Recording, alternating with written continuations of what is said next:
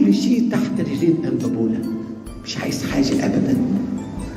مرة امبراطور من الأباطرة زار عابد أو فيلسوف وقال له أنا عايز أسألك، مش عايز أي حاجة؟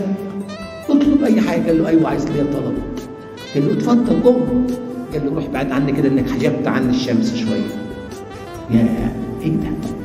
إيه ده؟ ده أنا إمبراطور جاي لغاية عندك أقول لك عايز حاجة؟ هذا هو أنبابولة.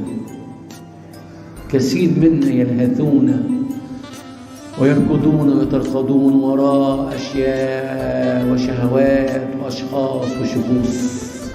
عايزين أنبابولة ولا حاجة. عايز إيه؟ مش عايز حاجة، مش عايز أي حاجة خالص. يا أنبابولة بس فكر كويس. ده بيجيب لك خبز مش عايز خبز. ده أنت نص خبزة بتجيلك، حتى النص ده مش عايزها. أنا لولا إن هي جاية من عند ربنا لولا باخدها.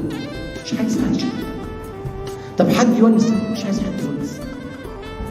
طب يا أنبابولة، طب نكيف لك المغارة بتاعتك، طب نحط لك سخن وبارد، طيب بارد عليك، طيب ولا حاجة.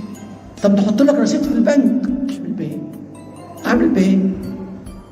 لقمة العيش وهدبة الخيش وفرض ربنا.